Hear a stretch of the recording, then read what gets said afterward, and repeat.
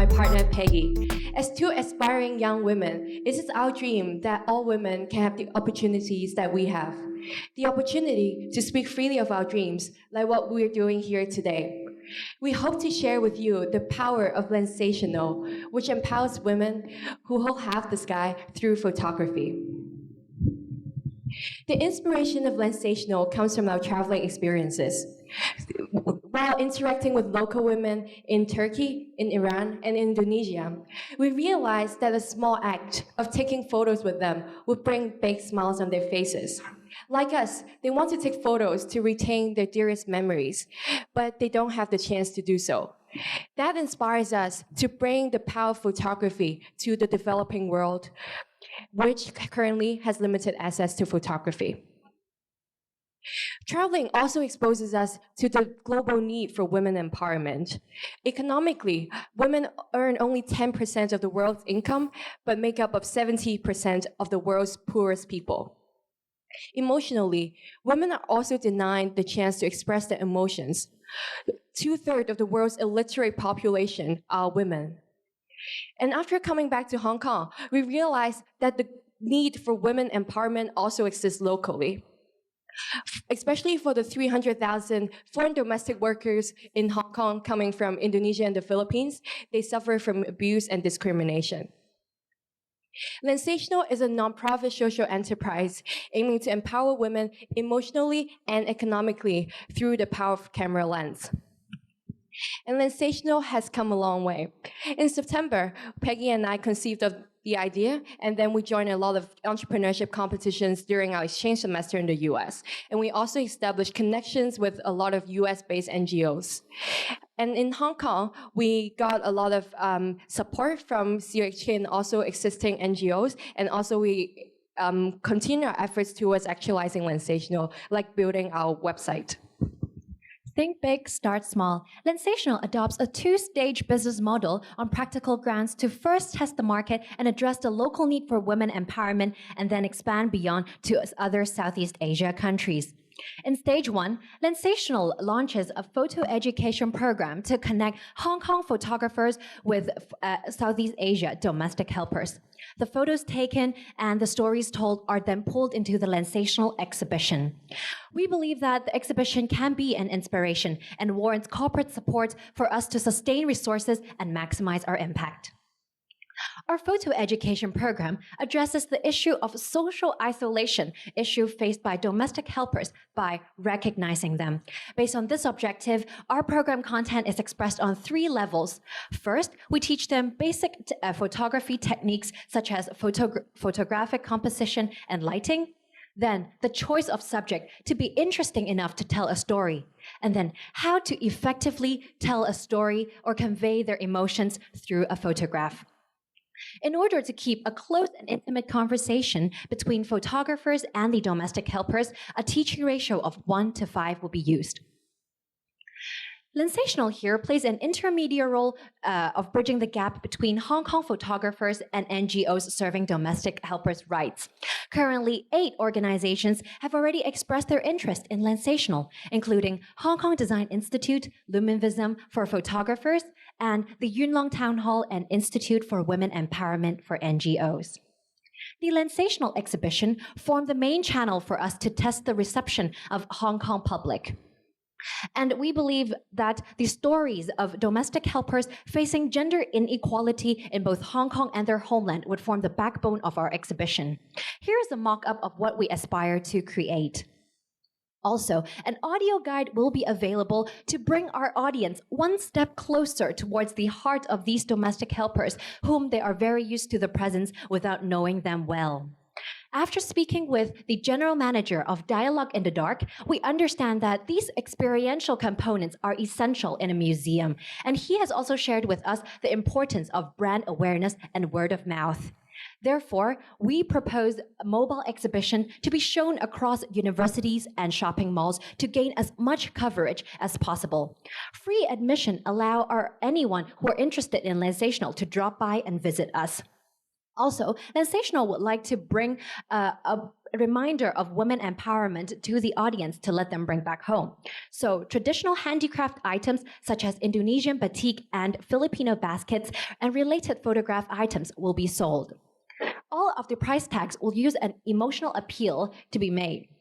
This is a strategy that we have learned from the US-based nonprofit for women, ABAN.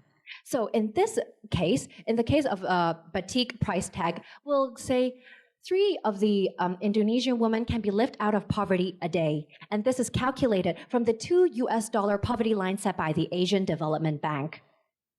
We have located our accessible markets in accurate terms too.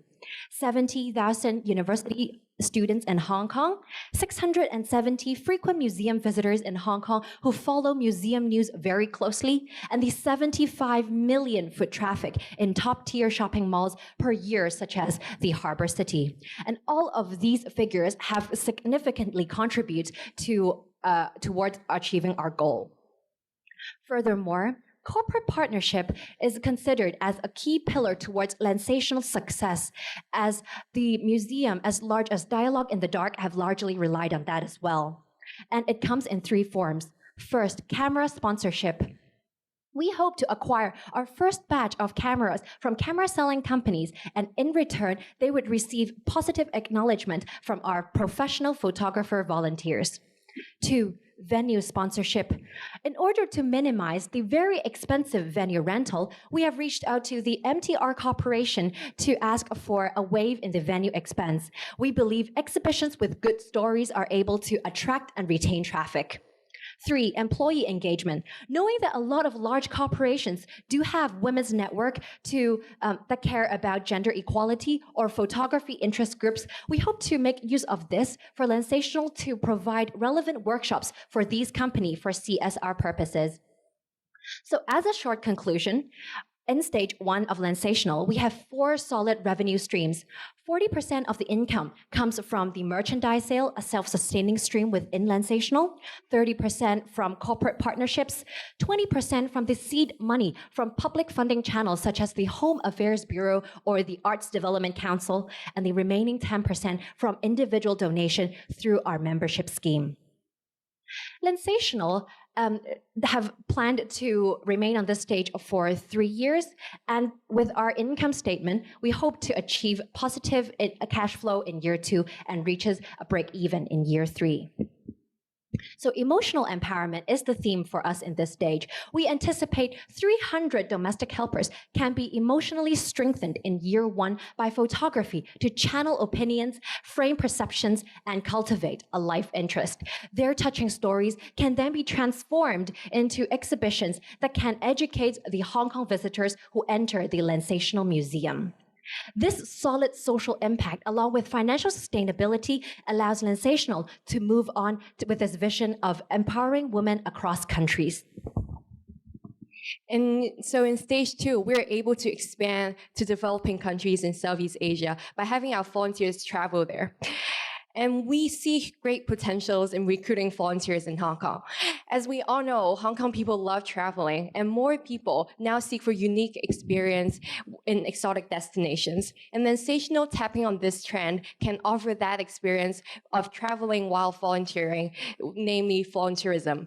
Volunteerism is actually really popular in the West, in some Western countries, but it is not yet popular in Hong Kong. So we see an untapped market that Lensational can go into. So based on the prices of existing volunteerism packages, we estimate a 1-week trip to Indonesia to be around 10,000 Hong Kong dollars. That may sound expensive, but we believe that the benefits to the volunteers are invaluable. They can gain a unique life experience, and also they can gain knowledge about different cultures. And this knowledge would be really necessary in the globalized world nowadays. For our volunteers, we target the upper income group, and we aim to recruit around 35 volunteers per year and organize 3 trips. For our photo education program, it can benefit the women in Southeast Asian countries in two ways. In monetary terms, this is a channel for them to sell the merchandises, like the traditional handicraft items that they make, and we'll also in return provide money to them. And we'll explain this later on. In non-monetary terms, photography is a channel of free expression, a new hobby and skill set.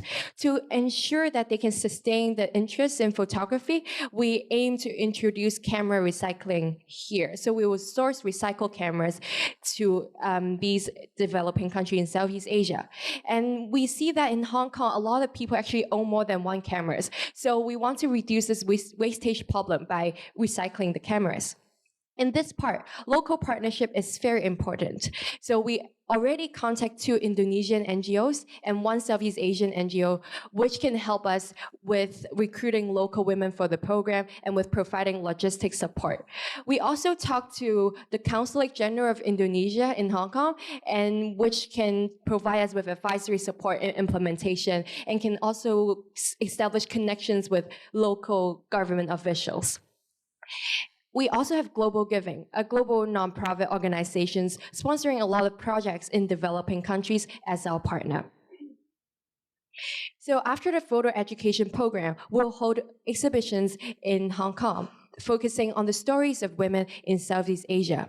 In this part, corporate partnerships is very important. And through our university program, we have connections with a lot of companies in Southeast Asia with strong commitment to corporate social responsibility. The names shown here are some of the companies that we visited during the study trips to Malaysia and Indonesia. So corporate sponsorships makes up 30% of our total revenue. Another 30% comes from the program fees we charge our volunteers, another 30% from selling the merchandises provided by the women, and 10% from individual sponsorship. And we no longer rely on seed money, as we already can achieve financial sustainability in stage 1. So in stage 2, we have a very positive net income as shown in the income statement. And this financial sustainability would enable us to empower the women not only emotionally, but also economically. So given our teaching ratio of 1 woman to 5 volunteers, we can reach out to 175 women per year. And for them, they can get the money from us, and this is because we save 1/3 of our program expenses for direct women economic empowerment. So each woman joining our program will get 1,400 Hong Kong dollars. And their stories will inspire the wider audience in Hong Kong, not only the volunteers, but also the public, as the public can know about important global issues through visiting our free exhibitions. And all these social impacts will only be possible if we get support from you and the seed money to start with. To kickstart stage 1, a minimum initial investment of 77,000 Hong Kong dollars will be needed. We'll spend 80% on the exhibition setup and also the 20% on our first photo education program. Once the exhibition is set up, we aim at spending half of the gross profit on the exhibition content and also the other half on the education program. Lensational may incur a lot of prepaid expenses at first. However, with our multiple revenue stream, we're able to step up in the cash flow statement and reaches positive in year 2. So coming up, Bonnie and I will continue to consolidate partnerships with local NGO, particularly Amnesty International, where Bonnie is working, and I will start brainstorming the museum content with my internship at Asia Art Archive. The idea will also be brought to the Resolution Project, an entrepreneurial conference in Melbourne later this month. And we're aiming to launch the first photo education program this summer, as we truly believe the power of photography can transform many women's lives. So ladies and gentlemen, now let us take a moment to recall how photographs frame our world perceptions, how they retain our dearest childhood memories, and how they allow us to share our feelings freely at any stage of life. Yet, these photographs are not accessible in the developing world. In fact, women in these countries suffer hugely from lack of economic independence and the freedom of expression. Ladies and gentlemen, after today's presentation, we hope you share with us Lensational's vision on photography.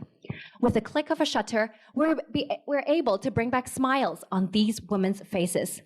We are only one step away from realizing our dream, and we need your support and the seed money to bring Lensational from mobile exhibitions to the ultimate dream of a permanent museum. Thank you very much, and this is the end of our presentation.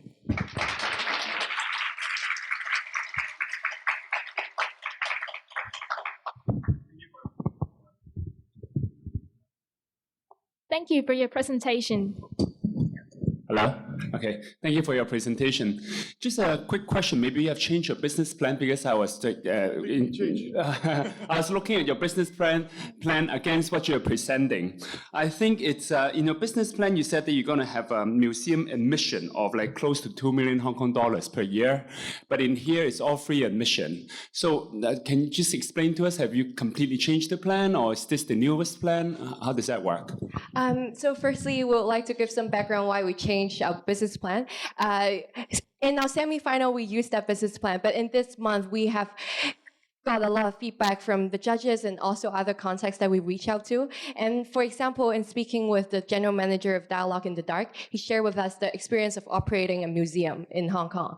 And he said that originally 80% of our revenue comes from museum admission fees, but that is actually too large a sum to rely solely on museum admissions. So he suggests us to think of other alternative sources of revenue, and he also shares with us his the operating experience of Dialogue in the Dark. So, for example, Dialogue in the Dark relies not more than 50% of their revenue on museum admissions, but then museum admissions actually don't give them a lot of money because it has a lot of cost. So, what they earn money from is actually the corporate workshops, and which has a gross profit margin of like 200% and more, while the museum admissions actually don't earn a lot of money. And after his experience, then we reflect on our business model. And we believe that having our new business model, having a two-stage approach, firstly starting with Hong Kong and then expanding later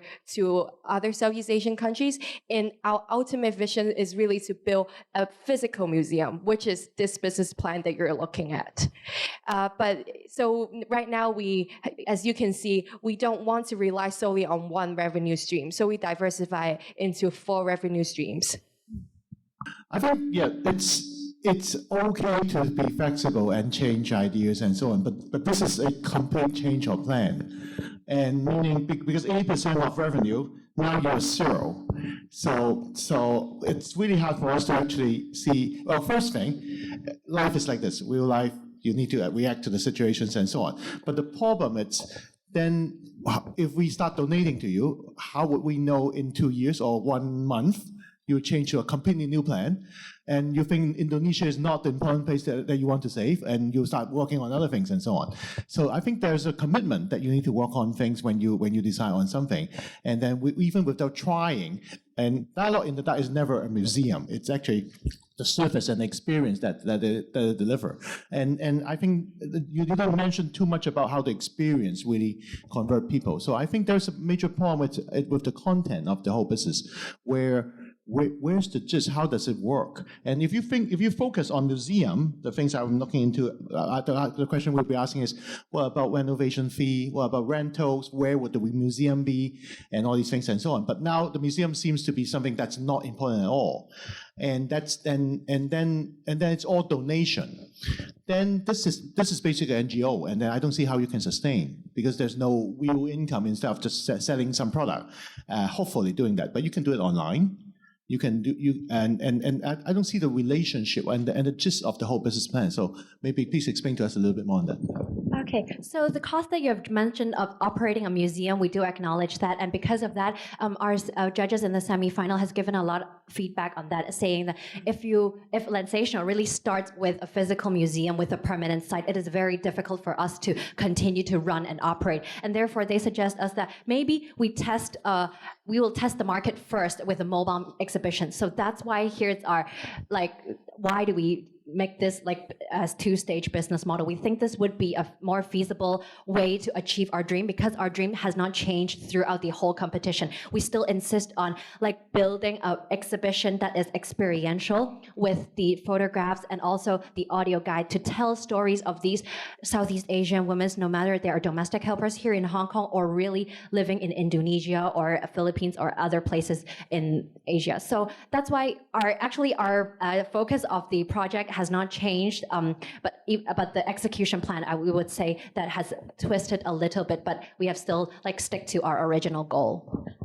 Just a point to elaborate on donations. Actually, we don't see them as donations because it's a give and take approach that we adopt here. So for corporate sponsorships, which take up 40% of our first stage and 30% of our second stage, we give things back to the companies. So for camera companies, it is a great way for them to advertise because we'll have mobile exhibitions across universities and across shopping malls.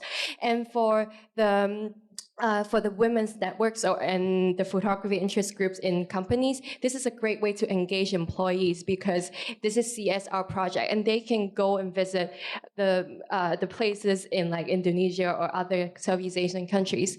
And also regarding one other source of companies that we reach out to is maybe Peggy can explain. We have 3 ways to reach out to companies. Yeah, and the third way is venue sponsorship because we are holding our exhibitions in shopping malls and universities. And in that way, a lot of shopping malls actually rely on these exhibitions to attract foot traffic and also retain them within the shopping mall. So we believe that our exhibition do have some good stories and good photographs that can have this ability to attract even more people going to their shopping mall. So it's a win-win scenario for both the corporates who have partnerships with us, and also we can we will have some donations from them as a return. So it's more like a give and take instead of only taking their money. Hi. If we're trying to build a social enterprise, then we must have a business plan. And if there's a business plan, then we would expect to see income sources and from your products or services. And to me, donations or sponsorships are not sustainable income sources from your services or products. Now, I see that if I look at your plan, the photographs seems to be your main products that you create from the whole exercise. Now, you also mentioned about the merchandising that you, at least in the original plan, I didn't hear so much the presentation. So can you tell us a bit more about how you might be able to turn your products into merchandising and then into income? This is, I think, what we expect the minimum from what if we consider to be a business plan.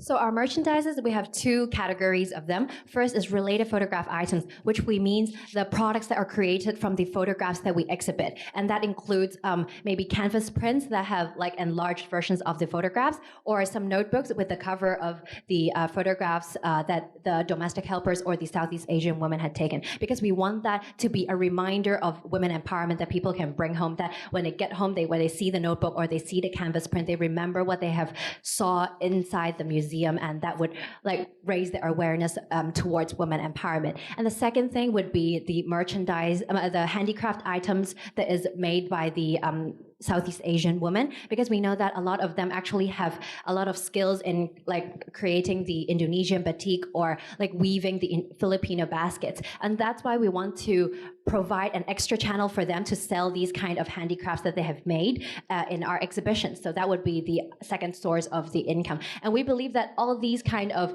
merchandises, after people go into the museum, they would understand the stories of these women and they would want to like, it will be able to like grow their sympathizing like feelings towards these people, and then they can be touched and to buy these kind of products. And we believe this is a way to support the woman's back in return. Can you go back to your slide with your income and expenditure? I remember that you need some startup funding for museum mobile setup, $77,000. Okay, but I don't see a recurrent expenditure. Can you explain to us? are the two of you full-time members? So you're not paying yourself any salary in this. If you're not, then this is more like a volunteer project and not an enterprise, right? Well, actually, the $77,000 would be our initial investment for us to kickstart and then to start the programs of teaching the domestic helpers and also start our Okay, exhibition. so you have year one, 96,000 salary. Yes. And this is a more like breakdown of the income statements of every year. And we do have recurring expenditure, including some utility expenses or the salary that we pay for ourselves, and also the promotion expenses probably for marketing purposes, and also logistics expense when we have to like deliver the materials like through different places. So we do have taken these into consideration, and still we are able to like recover some of our initial investment, and towards year 3 we will reach a positive income according to this estimation. Will the two of you, commit to this full time? Yeah, actually, the two of us are the founder of these Lensational project, and we do want to commit time at full time to this after graduation as well. And Yeah, you we're split, and you graduating split soon. the salary of $96,000 Oh no, actually between no. the two of you? No. Don't worry, we're not like so greedy. Actually, we have a breakdown on the management structure. We aim to employ staff for this purpose as well, because we need people for our management and like day-to-day operations. And so we aim to employ 2 to 3 staff to handle the day-to-day operations. So that amount of money would be split amount maybe 4 or 5 people. No, I think the question is, how are you going to pay you guys? How are you going to make your living? Yeah, so we have the salary as stated in the income statement, which is $96,000 for 3 people for a year. Per year? You're not talking about Yeah. per month, per year. But well, for this one, we think that the staff can be employed on a part-time basis, because for our first year we don't need so many people to commit full-time, as our main activities are mobile exhibitions and teaching the women photography. And teaching women photography would be done on a voluntary basis, as we recruit volunteers who are passionate about photography to do that. Are you paying the photographers at all? No, because the photographers, they participate in our program on a voluntary basis. So they would, I think that would be a really interesting experience for them, because actually photographers, they always want to have. Not even material cost? And It's actually not cheap. yeah, we understand. That's why we have counted the logistics and the material expenses that will be used during the program, and we will pay them we are able to afford that according with the income stream that we have. Sorry, for the photographers, I just want to clarify, because in stage 1 and stage 2, we do it differently. So in stage 1, they're entirely voluntary basis. In stage 2, because they join our program to visit the women in either Indonesia or other Southeast Asian countries, so they need to pay money to join. Yeah, they have to pay you, right? Yes, Oh. and they join because it's like traveling. Yeah. You travel to one place and we provide accommodation and everything, just like normally you go to a travel agency. In stage 1, it is free of charge. We ask the volunteers to ask the photographers to volunteer, because we want to first build the word of mouth and first establish something first before really asking for a fee from the photographers, and that's why we have this kind of approach. Do we have time to have a silent video? 60 Okay. I just wonder, because you changed your business plan, whether you have thought about and prototype the stage 1 of your idea. What are the obstacles? What are the difficulties you think you will encounter? Because you seem terribly optimistic in getting sponsorship from here and there, from venue sponsorship to camera sponsorship and to corporate sponsorship. Have you actually tried knocking on doors and talking to corporates? Yeah, we have actually, we understand the feasibility of corporate partnership, and we have reached out to MTR Corporation, where they have a lot of shopping malls around the MTR stations. And they do have a scheme for actually giving a discount or even a waive on the venue expenses for nonprofit organizations. So we are we're already communicating with the MTR Corporation staff and to understand more about this background and try to apply for the waive of the venue rental. And yeah. And so for stage 2, we are also reaching out to some corporations in Southeast Asia. As I mentioned, our university program has gone on study trips to visit these companies in Southeast Asia, and they are very active in corporate social responsibility. So we really see a possibility of doing so.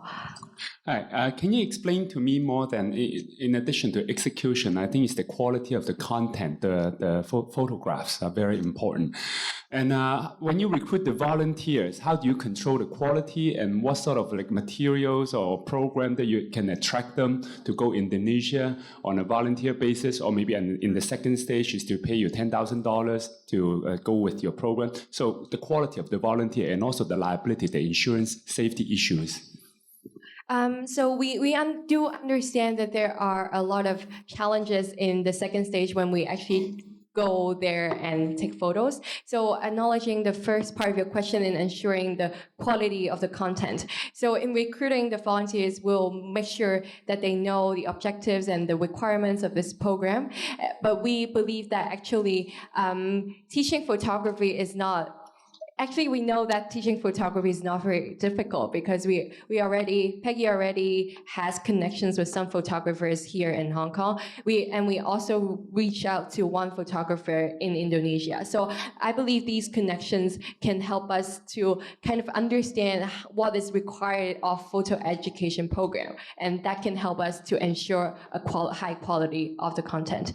And regarding the second one, as to the operations and the liability and insurance, of course, we're students and we don't know so many things about that yet, but we already talked to the Consulate General of Indonesia in Hong Kong, and he has already told us some issues that we may potentially face. So for example, visa issues, how can you work there and like stay there and teach people photography, and also the problem with insurance, how do you manage when they get into troubles. But he said that he can provide us more advice if once we get the seed money and establish a nonprofit, then he can give us like more concrete advice and also give us some links to local government officials. So that could really help us in that.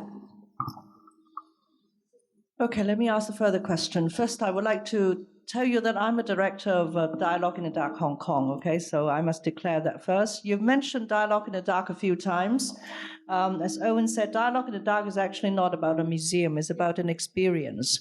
So tell us a bit more about the similarity and differences between your model and the Dialogue in the Dark exhibition experience model.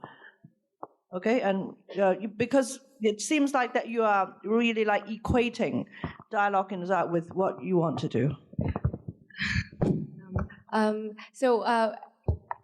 We're sorry if we gave you that impression that we're equating, but actually we're not equating our exhibitions with Dialogue in the Dark. But we believe the operating experience of Dialogue in the Dark can make us understand what is the element in the exhibition that attracts people. And from that, we understand it is the experiential elements.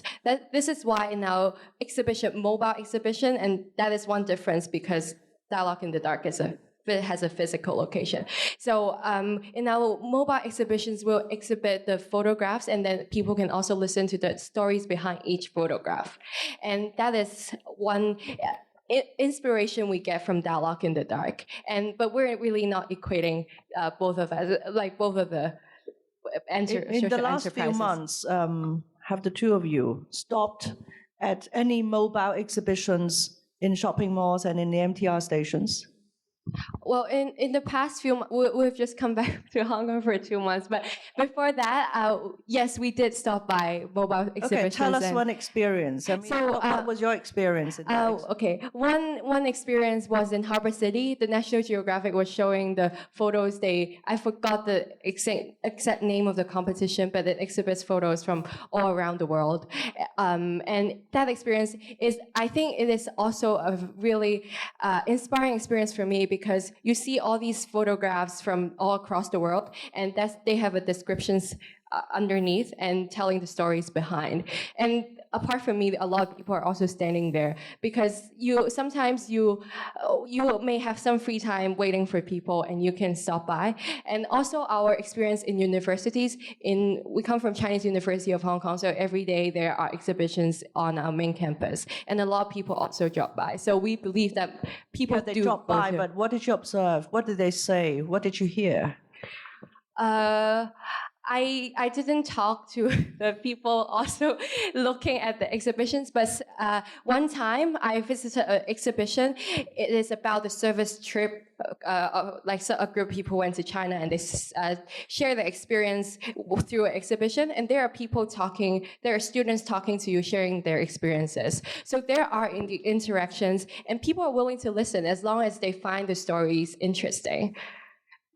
And in my recent observation there is a recent art exhibition called the Songdong's 36 Calendars held in the Artistry in Taikoo Place. And there, they have added an experiential element, I would say. It's that there are some tour guides walking around to explain the story to the Time's up. audience. Thank you for your presentation. Thank you, judges and Lensational. You may return to your seats.